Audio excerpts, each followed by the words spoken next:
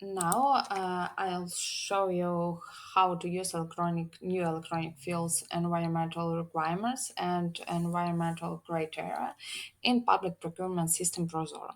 When the customer announces the procurement, he can apply environmental requirements or criteria or both of them at the same time. When the customer creates a procurement, he has a field, ecological, environmental requirements. I say about this field, and he can fill out this field and indicate all the necessary information. For example, here we know that the product must meet ISO requirements. Okay, I will do it in Ukrainian. I will write it in Ukrainian. And the customer uses environmental requirements when he knows that more than one participant can offer a product that meets these requirements. But when the customer doesn't know how many participants can offer a product that meets its environmental requirements, he can use environmental criteria. Let's speak how does it work. He can use environmental criteria like non-price criteria. What does it mean? It means that the customer gives a price advantage to participant who meet environmental criteria, and he don't give a price advantage to those whose product doesn't meet environmental criteria. Okay, let's end criteria. Um, for example, the customer wants to buy furniture, and he knows that the furniture, according to the specification, has a certificate of compliance with the requirements of environmental criteria for this category in accordance with the ISO. Okay, I'll write it in Ukrainian. And also, he knows possible options and recommend a specific weight of each of the options. Okay, now we can show, for example, the first option is no. And if the participant answers no, he will get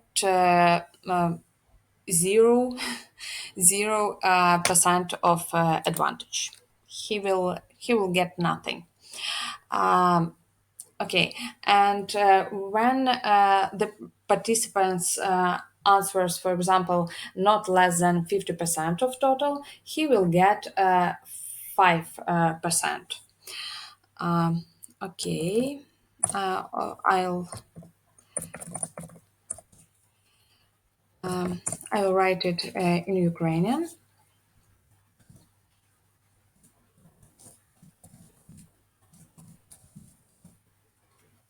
And here we use, for example, 5%. And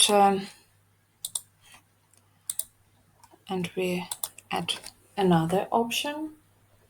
When if the participant answers not less than 80% of total, he will get 10% of advantage. 10%. Okay. Um, then we can see all this information and ecological environmental requirements and criteria on the web portal. For example, here we can see an environmental requirement then that we used, and also environmental criteria and all options we can see here.